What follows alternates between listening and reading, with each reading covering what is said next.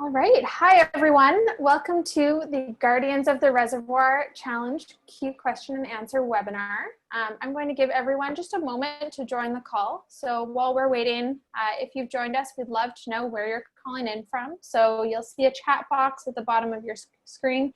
Feel free to introduce yourself. Let us know where you are in the world. Jen Boundtree, whereabouts are you located? Hi, my name is Jen Boundtree. I am located in Denver, Colorado, where it just snowed in September. That is crazy. You guys went from forest fire smoke to snow in a week. That is quite some weather for you. Colorado. Yeah. Okay. So why don't we go ahead and get started? We're going to kick off with some introductions, and then we'll move on to a short presentation from the Bureau of Reclamation and U.S. Army Corps of Engineers, and then we'll move into the Q&A, question and answer portion of the webinar. So let's start with first of all, my name is Kyla Jeffrey. I'm the Director of Customer Success at HeroX, and I will be moderating the Q&A portion of our webinar. Jen Boundtree, I'll pass it over to you to tell us a little bit about who you are and your role at Reclamation. Hi, everyone. Thanks so much for joining our panel today. My name is Jen Boundtree. I am a hydraulic engineer. I manage the Sedimentation and River Hydraulics Group at Bureau of Reclamation in our Denver, Colorado Technical Service Center. Wonderful. Thanks, Jen. Tim Randall, I'll pass it over to you. Hi, I'm Tim Randall. I've retired from Bureau of Reclamation. I'm a civil engineer, and I've been working on reservoir sedimentation for several years now, and happy to be here. Thanks, Tim. Great to have you. Kent, I'll pass it over to you. My name is Kent Collins. I work for the Bureau of Reclamation. I am in the Sedimentation and River Hydraulics group that Jen Boundtree manages. And I am a hydraulic engineer, and primarily what I do right now is reservoir sedimentation surveys and area capacity computations. Great, thanks, Kent. David, over to you. Thanks, Kyla. My name is Dave Varyu. I'm also in the Sedimentation River Hydraulics Group at the Technical Service Center for the Bureau of Reclamation, and work with Kent and Jen and Tim. Great, thank you. Okay, Paul. All right, good morning, everyone. My name is Paul Boyd. I'm with the Omaha District, U.S. Army Corps of Engineers in the River and Reservoir Engineering section, where my work is primarily on large rivers and sedimentation in the Missouri River Basin. Thanks. Great, thanks, Paul. And Travis. Hi, my name is Travis Dahl. I'm with the U.S. Army Corps of Engineers Research and Development Center in Vicksburg, Mississippi. I work in our coastal and hydraulics lab, specifically in our river and estuarine engineering branch. And I do work on sediment transport, and in particular, I am researching reservoir flushing and reservoir sediment management.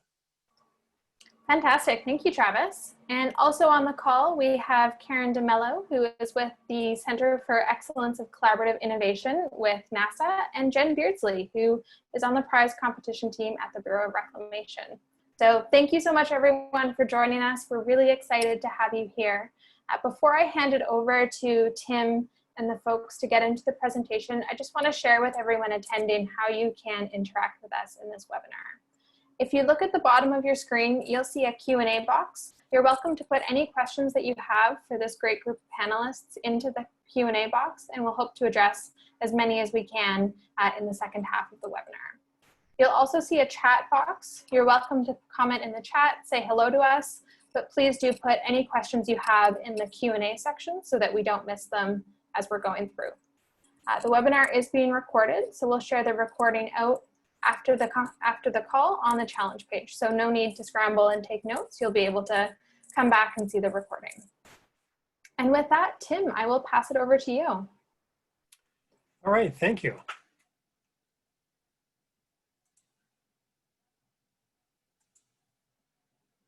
Okay, hopefully everybody can see the the screen of the slides. Looks good. All right. So happy to talk to you today about the Guardians of the Reservoir Challenge. It's being sponsored by Bureau of Reclamation, U.S. Army Corps of Engineers. And through NASA's Tournament Lab, we've contracted with HeroX, which Kayla Jeffries is with, and we're very pleased with the work she's doing to manage this competition. And our challenge goal is to develop and demonstrate new processes and technologies that will collect and transport sediment from reservoirs at a rate that sustains their current storage capacity. And we're looking for new technologies that will annually move sediment downstream. Technologies that would regain lost reservoir storage capacity would be of interest if they were environmentally acceptable. So for background, the challenge is part of a larger sustainability effort to maintain our nation's reservoirs, which are part of the nation's aging infrastructure. Water from reclamation reservoirs provide irrigation to 10 million farmland acres, drinking water to 31 million people, flood risk reduction, recreation visits, like 100 million annually, people visiting recreation sites, hydropower, 40 billion kilowatt hours per year.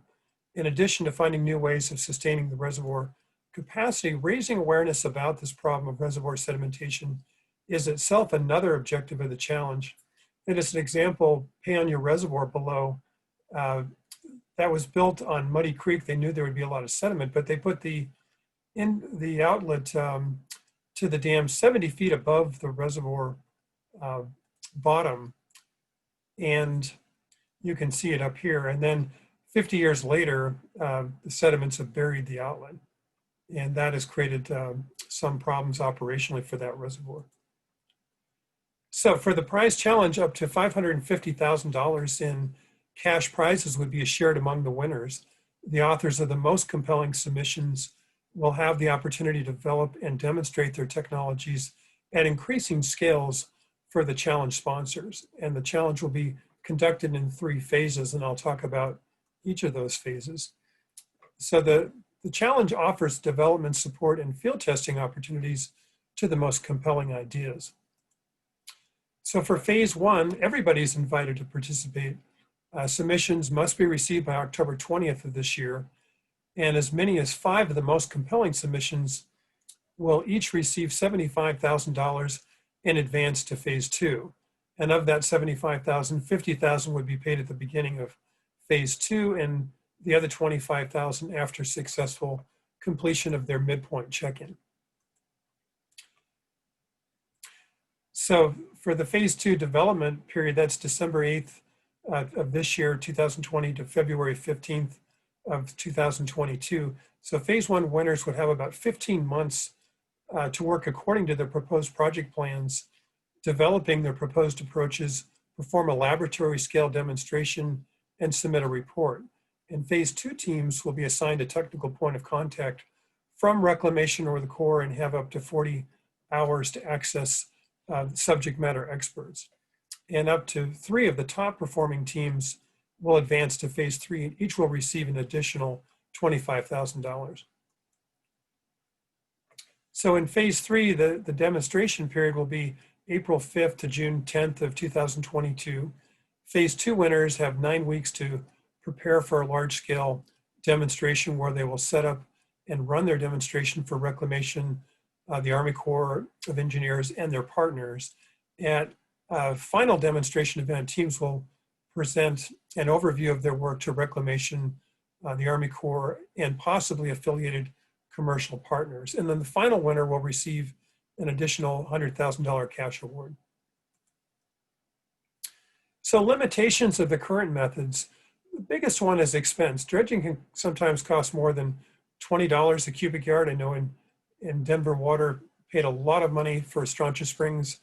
I think somewhere in the ballpark of $70,000, excuse me, $70 a cubic yard, quite expensive.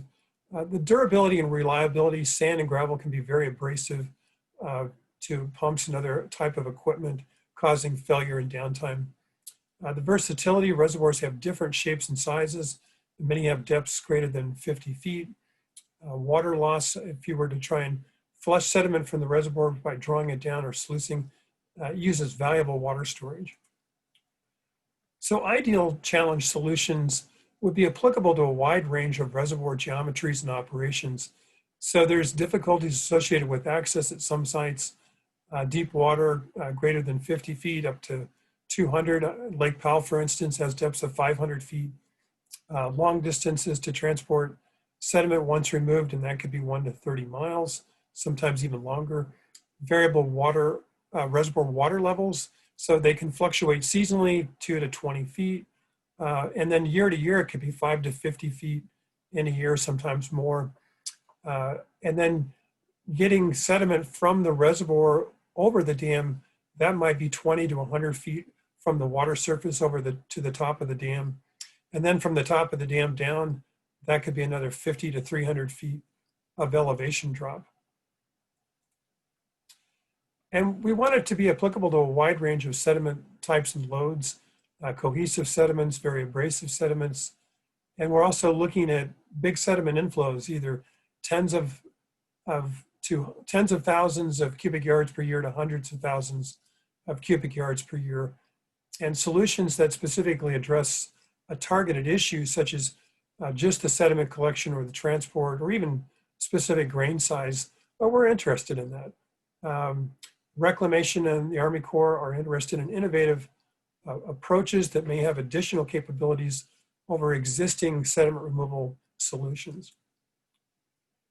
And so for constraints, it must not cause significant reservoir drawdown. The water, especially in the arid West, is just too valuable to empty out a reservoir unless that reservoir is hydrologically small and can be refilled within the year. It must be able to coexist with recreational activities without limiting access to large areas of the reservoir or endangering visitors. And proposed approaches should not release harmful materials into the water or the air and should not endanger wildlife. And then we're also looking for, or the solution should consider the following: the technical maturity. We want to develop and demonstrate within phase 2, that's that 15-month period. It needs to be practicable and scalable so it's able to implement within a real reservoir. We're not looking at something that could only work in an Olympic-sized swimming pool. This has got to be able to scale up. And expense, and the cost to implement the idea would be less than the cost of current methods, or at least comparable. And for novelty, we're looking for new and innovative ways of thinking about the problem. If you're using existing technologies, your approach should have some innovative element that provides a significant advantage in capability or reduce costs, maintenance, or downtime over the current methods. And here's how to become a solver. To accept the challenge, visit the HeroX website, look for Guardians of the Reservoir. The prize is open to anyone age 18 and older participating as an individual or as a team. And with that, I'm going to turn it over to Dr. Travis Dahl with the U.S. Army Corps of Engineers. Good morning. We wanted to just highlight a couple of case studies to give you some ideas of the types of challenges that that we face as we're trying to manage sediment in these reservoirs. So I'm going to start by talking about Cochiti Reservoir, which is a flood and sediment control reservoir located about 25 miles southwest of Santa Fe, New Mexico, or 50 river miles upstream from Albuquerque. The primary access for the reservoir itself is near the dam, which is this kind of black line down here. You can kind of see the power lines and access roads going to the dam. The upstream end, however, of the reservoir can really only be easily accessed from the water by boat. The reservoir area varies between 1,200 acres surface area, between 1,200 acres at the permanent pool, up to as much as 9,300 acres at the permanent pool. And at the flood control pool. And so at that low elevation, the maximum depth is still 90 feet. So that's significantly greater than some of the methods for sediment removal that we've looked at can effectively operate in. And then we also have quite a range of inflows. Inflows can range anywhere from 400 to 6,000 cubic feet per second coming into the upstream end of the reservoir. You could go to the next slide, please. So currently there's 54 million cubic yards of sediment trapped in Cochiti Reservoir. That's composed of primarily silts and clays in the main reservoir, and up in the delta it's silty sands. And then as we go upstream further, where some of that additional sediment has been trapped, you start getting into some coarser sands and gravels. Cochiti has also been impacted in the past by increased inputs of woody debris and sedimentation following wildfires. There were a couple wildfires upstream that have, and then because this is the arid Southwest, you get significant rainfall events that cause debris flows, and those can be sudden slugs of sediment that really come in and start causing problems. And this picture here on the right shows some of that sediment that's right at the upstream end of the reservoir. So with that, I'll hand it off to Kent to talk about Paonia. Thank you, Tim, and thank you, Travis. Good morning, everybody. This is an example of a reservoir that Reclamation owns and operates. It's a Peony Reservoir. You'll recognize these photos from Tim's portion of the presentation earlier. Here we've got a mountain reservoir that was originally had 70 feet of clearance up to the intake of the outlet works, and in about 50 years it filled completely and even above the sill of the intake to the outlet works. So next, this is a reservoir. It's called Peony Reservoir. It's located on the western slope of Colorado, about 150 miles southwest of Denver. The little inset there shows where it's located in Reclamation Territory, which is the 17 western United States. It's primarily an irrigation reservoir with some flood control and recreation benefits as well. Next slide, Tim. The dam closed in 1962. It has a crest elevation of 60 feet above sea level. The total storage capacity, it's a relatively small reservoir in reclamation terms. The original capacity was almost 21,000 acre feet. And as of the most recent survey in 2013, bathymetric survey, that capacity had reduced by about 25% to nearly 16,000 acre feet. The mean annual runoff is about 110,000 acre feet annually, and with a sediment rate of 120 acre feet per year. That's how quickly it is filling. To give you an idea of some of the dimensions, at full pool, the length of the reservoir is about 3.1 miles with a width of about 0.2 of a mile. All right, next. One of the unique features of Peony Reservoir, or some of the features that present unique challenges at this facility, are the highly variable water surface elevation throughout the year. This reservoir empties on an annual basis completely. They empty it all the way. So over the course of a year, it typically varies by more than 90 feet in water surface elevation. That creates depth issues not only throughout the reservoir, but over time. So the depth changes greatly, throughout all locations of the reservoir. This highly variable water surface elevation can also create accessibility problems. There is a single boat ramp on this reservoir that is located in the upper end. And when they empty the reservoir, that boat ramp is completely dry, as you might imagine. So, and it's very steep near the dam. The banks are very steep.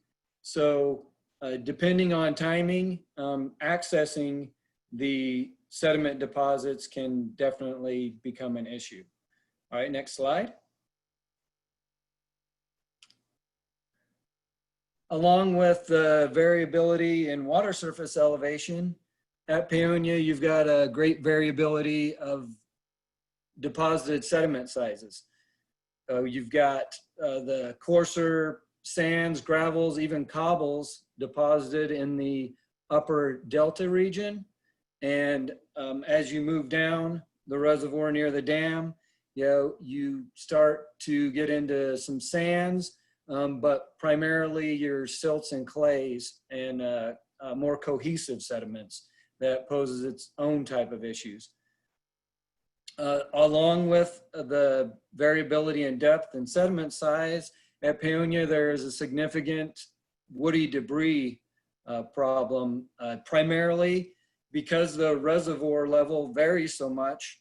They get a lot of bank failures and trees that fall in from the banks. Also, they come in from upstream, but primarily off the banks of the heavily wooded areas. And these woody debris, some float to the dam and make it that far. Others become submerged and they either are transported as bed load towards the outlet works, or they are buried in sediment. And then when the reservoir is emptied and the sediments begin to erode, those woody debris and sediment laden logs become bed load and plug up the outlet works. Peonia is a very remote location. Again, not easy to access. The highways are very narrow and generally in poor condition due to landslides and falling rocks. There is no hydropower at this facility. So access to electricity to power any sort of sediment removal system is not an option there. The high elevation can limit the amount of pumping or siphon head that you can get at this location. There are multiple landslides and exposed hill faces in the upstream watershed that delivers an excessive amount of sediment to the system. And downstream deposition, when they draw the reservoir down and flush it, there have been issues with downstream sediment deposits. So that's something that they also have to factor in and would need to be considered in any sort of sediment removal scenario. And I think that might be the last slide on that.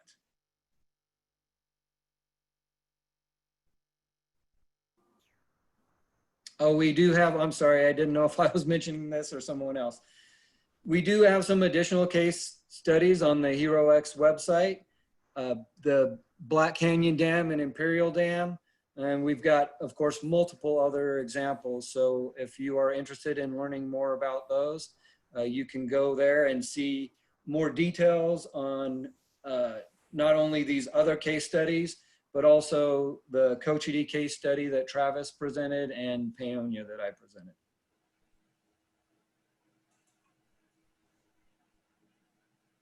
Wonderful. Thank you so much, everyone. We really appreciate you taking the time to put together those case studies and sharing them with us. I know they'll be very helpful for the participants.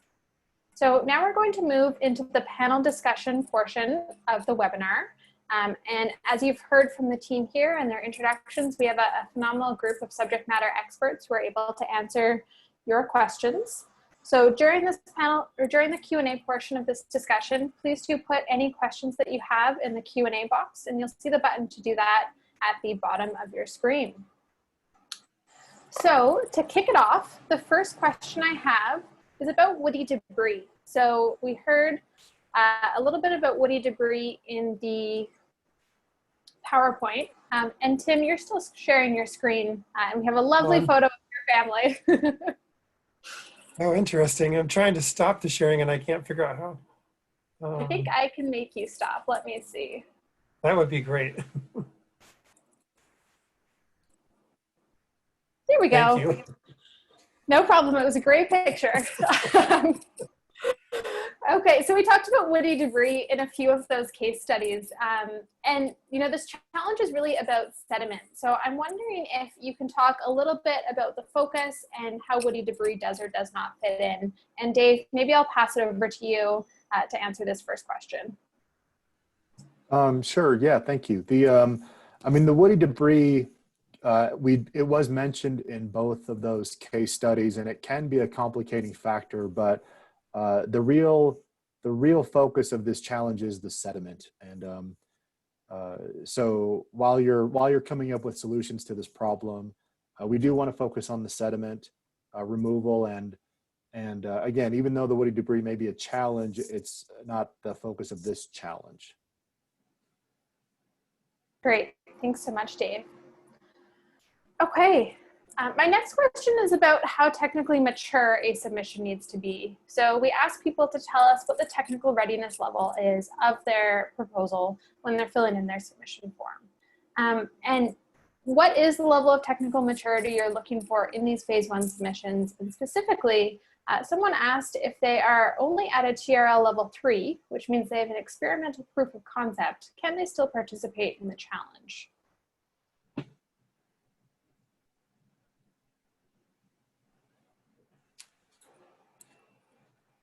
Tim, do you want to? Oh, go ahead, Jen.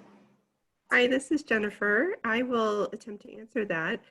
So in this challenge, people in the first phase do not have to have the prototype developed, and so it could be a concept. But the difference between this challenge and one that we held previously was that there needs to be documentation in the submission on how a prototype would be developed for phase 2, tested, and what those metrics and protocols would look like, because the goal of this competition is to progress so that we can actually demonstrate this technology through either lab scale or field scale type analysis. Great, thank you so much, Jen. Okay, my next question, and Tim, I'll pass this one over to you. Can you tell us a little bit more about what the sediment issues, the sedimentation issues are within a reservoir, and what's kind of the scale or the magnitude that we're seeing about this problem? So there's 90,000 large dams in the national inventory in the United States, and I would say most all of them are filling with sediment at various rates, some fast, some slow. And so it's a nationwide problem. It's actually an international problem of sedimentation. And the other problem that sedimentation poses is that the outlets are usually designed to be above the sediment level for their sediment design life, typically either 50 or 100 years. And so even though a reservoir like Peony, with only 25% of its storage filled with sediment, the outlet is already being impacted. And if an outlet to a dam were to become inoperable, then the whole value of that reservoir to release water is diminished, and the benefits of the reservoir really go away. So you don't have to wait for the reservoir to be completely full of sediment before there is serious problems to the operations and the benefits that that reservoir can provide. And it's a lot like heart disease, where there really aren't any early warning signs. Sedimentation is sort of out of sight, out of mind. Just like heart disease, the first symptom may be the heart attack or the stroke. And in the case of reservoir sedimentation, that first symptom is your outlets plugged and you can't release water. And then you're into crisis management. And so even though the reservoir may be working fine for many decades, all of a sudden it's not working, and then you've got a problem. And so we're trying to get ahead of this problem before they become crisis at the majority of the reservoirs. Great, thanks, Tim. Great answer.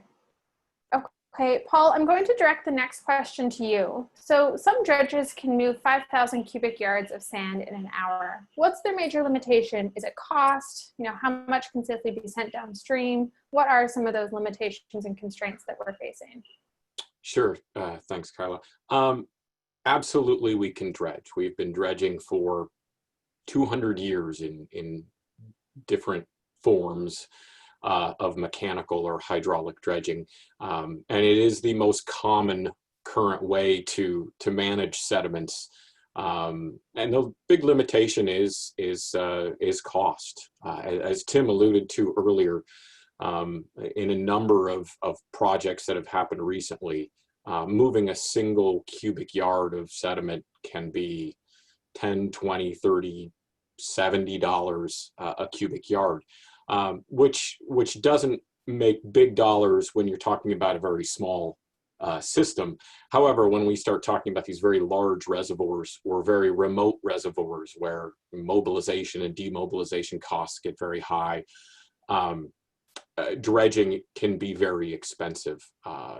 We have a reservoir in the core that collects almost 4 million cubic yards a year of sediment. If I were to attempt to put that back into the into the river below, my best estimate is between $10 and $15 a yard. So there's what, $50 million every year forever on one reservoir. You can see very quickly how we scale up into the billions across many reservoirs. So yeah, there's absolutely, dredging technology to do that. It's very expensive. And I think one of the keys we're looking for here is, are there more cost-effective ways to do it? And the second part was how much can safely be sent downstream?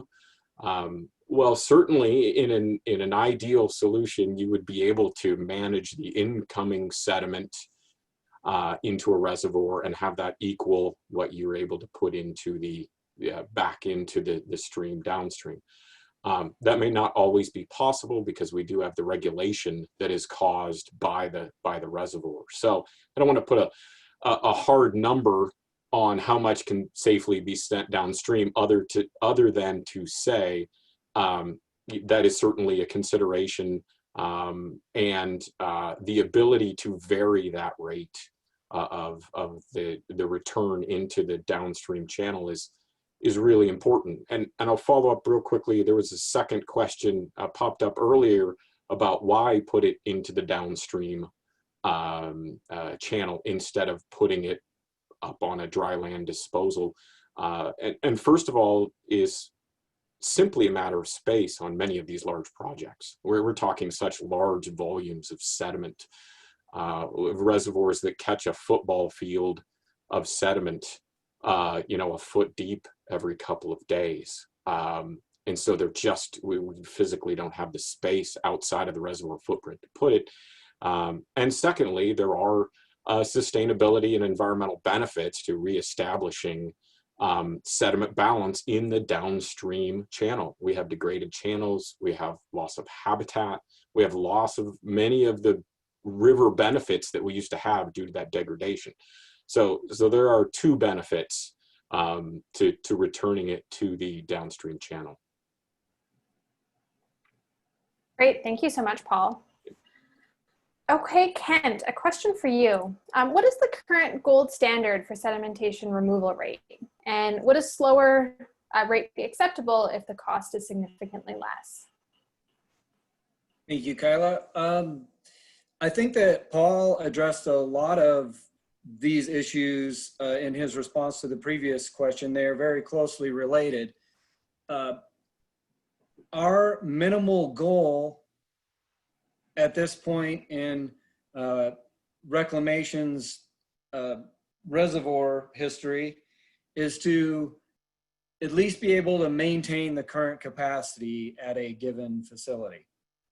Not necessarily regain some of the capacity that we've lost due to sedimentation already. Now we do have cases where, as in the case of Peony, where the outlet works are partially buried, and so we do actually have to not only keep up with the inflowing sediment load, but also remove some of the existing sediment deposits. But our goal here, I guess, to put it in the terms of the person who asked the question, the gold standard that we would be looking for is to at least be able to maintain the current capacity, meaning, as Paul mentioned, be able to remove the inflow of sediment, essentially the average annual inflow. So for reclamation facilities and core facilities all across the nation, that is going to be a highly variable answer. You know, it can be hundreds of thousands, you know, of acre feet to, you know, I mean, we can talk about hundreds of acre feet at a smaller facility. So a slower rate would be acceptable as long as it can keep up with the inflowing sediment load, I guess is the way to answer that question. But there is essentially no preference giving to a method that can remove the sediment faster as long as the slower method could keep up with the inflowing sediment rate. Yeah, I'll add real quickly to what Kent said there, and I agree from the core standpoint. We certainly, you know, more cheaper is better, right? That's kind of the simple way to do it. But I don't want to discourage the idea that if there are great solutions out there that don't meet a certain, you know, rate, I don't want that to be a limiting concern here. Our current technologies are so expensive and so hard to apply in some cases that a solution that, even if it's not fully scalable to some of these huge problems, if it does provide a significant cost reduction and it is scalable up to a point where it does make a significant, it makes significant progress towards that balance, that is still useful. We have reservoirs that, you know, we may not be able to manage 3 million acre, you know, 3 million yards a year. But if there is a solution out there that somebody has where you can do 500,000 of those and we can do it really, really inexpensively, that's still a huge step forward in what we're trying to do. And maybe that idea is more scalable in the future. So there is a gold standard, but let's not discount that there may be great ideas that may not scale as much, but still have huge benefit. And we're looking for those too. Yeah, that's a great point, Paul, thanks. And along those same lines, we may consider a solution as more of a local solution, right? So say around an intake for an outlet works, or at a boat ramp. You know, there certainly could be a benefit to not necessarily removing all of the sediment, but at least maintaining that area open, you know, for an extended period of time. Absolutely. There isn't going to be a slower rate, lower cost solution. Yeah, there isn't going to be one single solution for every reservoir. Every management action that we've taken has already in some way been customized to that reservoir. So there may be solvers that have a solution that works on a certain type of reservoir or under certain conditions. That's also extremely valuable. And I think it's important for solvers to know that we've all been looking for a silver bullet for decades. Unless we all missed it, we haven't found it yet. And I think sediment management in these reservoirs going forward will be a combination of different solutions. What works for Travis in Mississippi, he can do it all year round. I can't do that in Montana. Mine all freeze up. So my solution for moving the same muck is going to look very different. Great, thanks, Paul and Kent. Okay, Travis, I'm going to pass the next question over to you. So is wildlife also classified as animals or plants living on the reservoir floor? If so, is there an acceptable level of local disruption that's allowed to the reservoir floor and those plants and animals? So I'm going to make this a little more complicated to say it depends a little bit on where you are within the reservoir. For instance, as you get close to the dam in the deeper water, you tend to have the bottom material tends to be much siltier.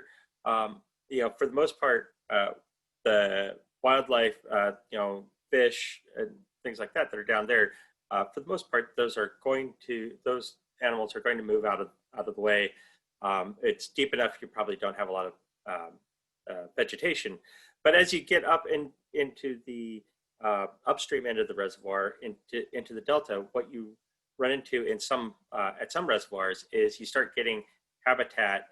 For instance, at Cochiti, as well as some of the other reservoirs on the Rio Grande, there's emergent vegetation on the floodplains, which is potentially good habitat for, I believe it's the western willow flycatcher, which is a threatened and endangered species.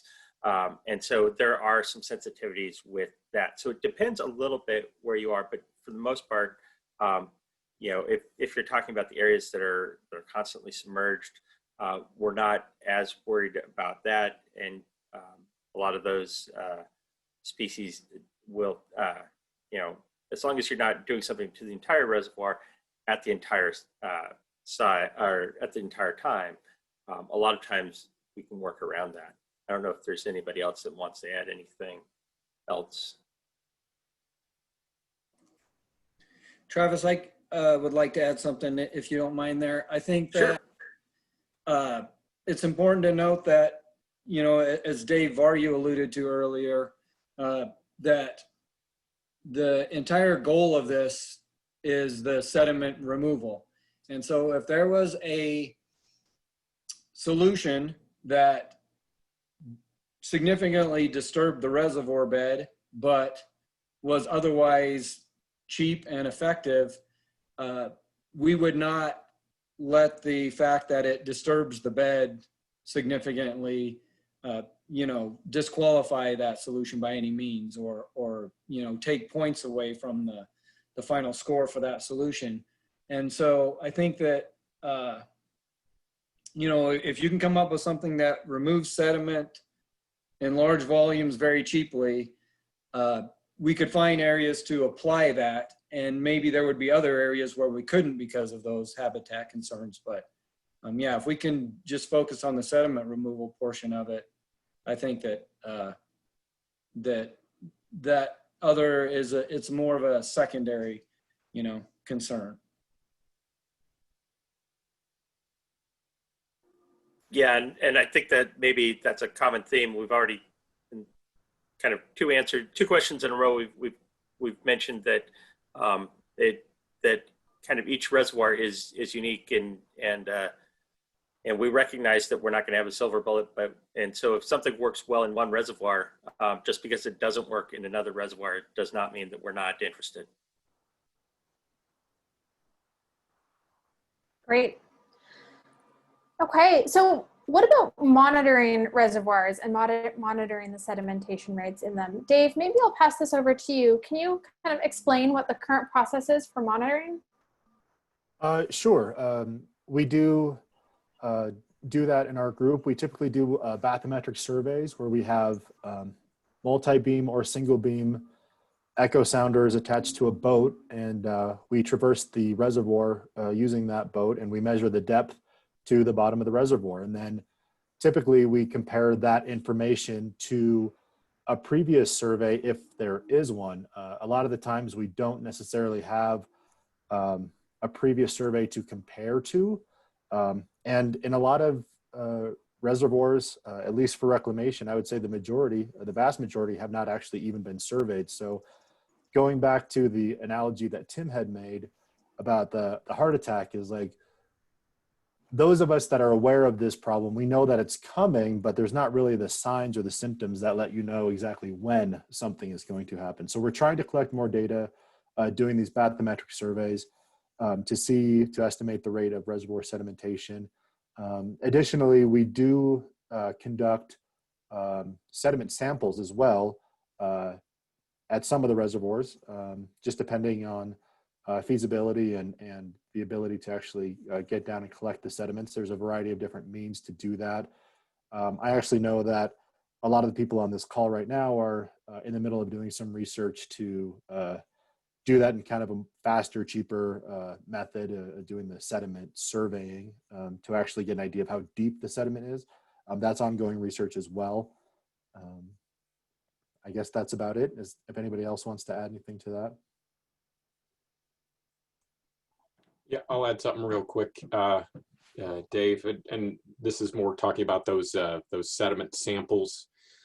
Yeah, across both reclamations and the core reservoirs, there's a wide range of knowledge that we know. Some reservoirs we know very little about. Other ones we've done a survey every decade for the last 70 years, and we can map exactly where the sediments are going. And I know that it's all very fine sand, or there's silt over here, or there's all of that. But I would say this: there have been a couple of questions that have come in. It's like, what are the exact sediment properties in these examples? And I would say that between the 300 plus reservoirs that the reclamation looks after and the 400 plus that the Corps has, if you can envision a certain sediment deposition condition that you can dream up, I bet we can find you a reservoir that has that condition.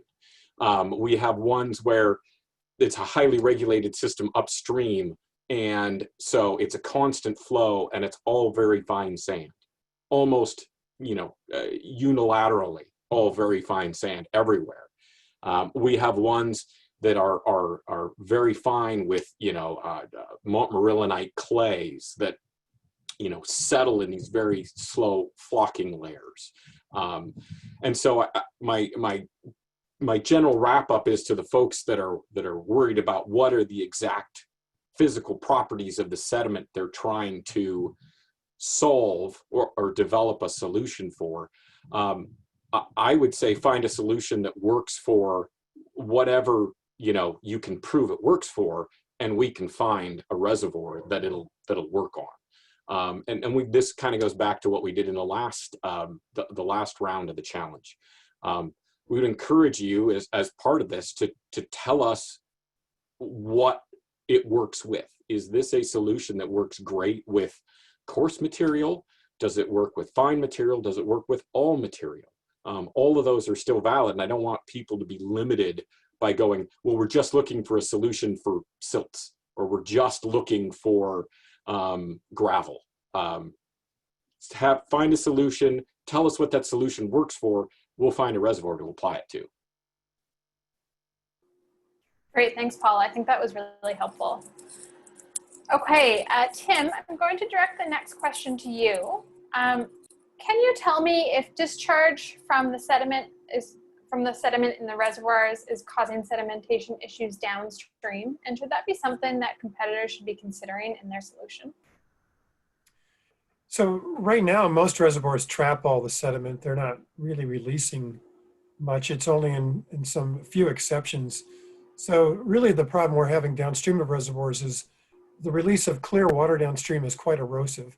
All rivers naturally transport sediment, and it takes a certain amount of energy to transport that sediment. And when you release clear water downstream, it's water with basically excess energy. And so it compensates for that by eroding the stream bed and stream banks. And that has huge implications for not only all the habitat that's downstream, but all the infrastructure that might be downstream. There could be roads along riverbanks, there could be levees, there could be pipelines, bridges, and all that infrastructure gets threatened by channel degradation. So if the sediments that would have gone downstream had the reservoir not been there, or if we wait until the reservoir is full, then those sediments are going to go downstream, then we can start to reverse some of those degradational trends. Now in reservoirs for which they don't really let much water out into the downstream channel, if we try and dump a huge amount of sediment downstream, that will cause problems in that local situation. But I think for this challenge, we need to just focus on looking for means that can collect the sediment and deliver it to the downstream channel. And then we can find reservoirs for which that will work quite well. There will be cases where we're going to have to figure out something else because there just isn't enough water released downstream to keep that sediment moving. But I don't think that's the majority of the cases. And there's a huge variety, like Paul was alluding to, that you can find gravels, cobbles, sands, silts, clays in the reservoir. And in the cases of downstream conditions, they're going to be quite different as well. In some river or reservoirs, there's big tributaries that enter downstream that have plenty of capacity to keep the sediment moving. In other systems, the water is just diverted elsewhere. Great, thank you so much, Tim. Okay, Kent, I'm going to direct this next question to you. So will nutrient or pollutant reduction benefits of removing sedimentation from reservoirs or lakes be a competitive advantage? Those are certainly concerns with deposited sediments. You know, we have chemical and contaminant concerns anytime you disturb sediment. However, for this challenge, you know, well, I should start with this. At least the vast majority of reclamation reservoirs do not have this issue. We do encounter it sometimes, but for this challenge, that is not something that we are asking any of the solvers to consider, and therefore they will not be given additional points or preferential scoring if it can do that. It is an issue, and it's something that we are certainly interested in. And so if you've got a great idea for that and want to present it, we are more than willing to listen. However, for this specific challenge, we are focused solely on sediment removal and transport. And this is not one of our scoring metrics. Great, thank you, Ken. Okay, so we have had many questions today. So thank you everyone so much for engaging with us so fully. If you still have questions or we haven't gotten to your questions, please keep putting them into the Q&A box and we'll do our best to follow up with any questions that we don't get to today after the webinar. So please continue to send them in and we'll do our best to cover what we can in the last 5 or so minutes that we have here. So there's a question here about what's used currently on deep reservoirs. So are drag lines kind of the standard for removal on the deeper reservoirs? Are bottom vacuums usable? What do we currently see on those deeper sites? And anyone that has an answer here can jump in.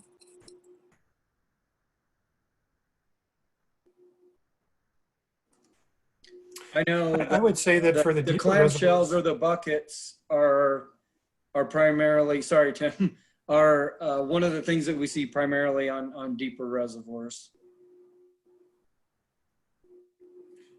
I was just going to say that for the big reservoirs, there's been very little done.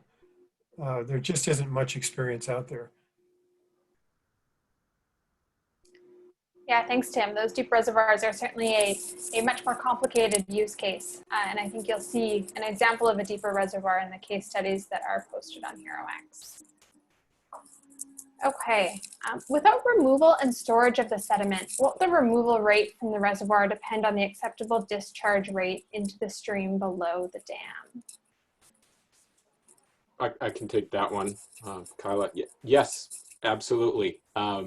The removal rate does depend on the, let's call it the receiving capacity of the downstream channel. Because many of our reservoirs are 50 going on 100 years old, that downstream channel through degradation, as Tim alluded to, looks very different than it did at the time that the dam was closed. In some cases, that may mean that you're able to put more sediment in it and get the appropriate transport, or it may mean you're able to do less because of flow limitations there. So yes, that's a big variable, and I think that question, speaks specifically to the needed flexibility in any system to adjust that. If a solution has a very fixed set of discharge parameters, it can do 2,000 yards per day, no matter what, then you're going to have to, look at a much smaller group of reservoirs that solution might apply to. If you have a solution that is scalable or flexible in that rate, then you certainly have a much larger pool of reservoirs that might be a solution for. So flexibility is the key here on any of these solutions for rate and timing of the application. I would also just add that we do have there are some reservoirs where we actually add sediment back in below the dam, such as below Mud Mountain Dam out in Washington State. And the way we do that is we don't want to be bringing a dump truck out there every day to dump a load of in this case it's very coarse material, cobbles. We don't want to be bringing a dump truck out every day. So what we do is we go out, we do one large kind of dump, build out a berm, and then over the course of a year that gets eroded. So so if you've got a solution that has that kind of like, oh, we dump everything out of the reservoir at a single point in time, that's not necessarily a showstopper. We can account for that. That's another way of dealing with. Great, thank you so much, Travis. So we just have 2 minutes left, and I want to ask my last question for today, talking about what happens next. So we're currently in phase 1, which is the concept stage of the challenge. What can competitors expect for phase 2? There's some great opportunities here for developing your solution, field testing. Can you share a little bit about what that looks like? And Jen Bountree, maybe I'll pass that one over to you. Sure. We're really excited to get ready to take a look at the submissions that are going to be coming in October.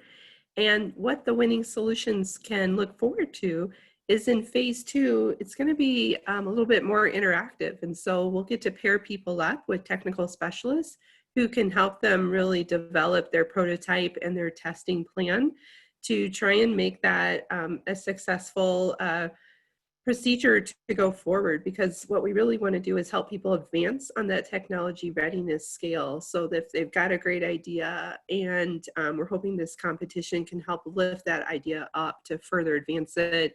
And eventually in phase 3, we'd like to try and, actually see if this can work and be developed further, so that down the road, we know it may be years out, but we want to implement these at Reclamation and Corps of Engineers reservoirs to do a better job with our sediment management.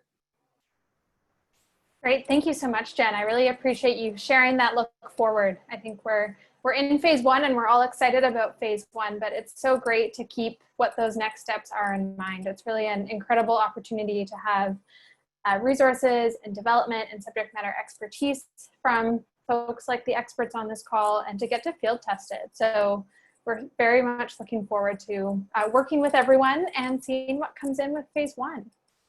So with that, we are at the top of the hour. So I'd like to extend a huge thanks to everyone that sat on the panel today. Thank you so much for sharing your knowledge and your answers with us.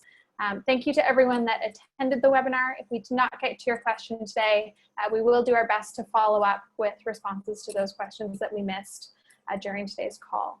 There was also a number of questions about different types of sediment and things like that. So do take a look in the case studies that are posted on HeroX. We don't have sediment information for all of them, but there are some posted on 1 or 2 of those case studies. So please do take a look there. And with that, thank you so much, everyone. Have a wonderful rest of your day, and we are really excited to see what submissions you come back to us with.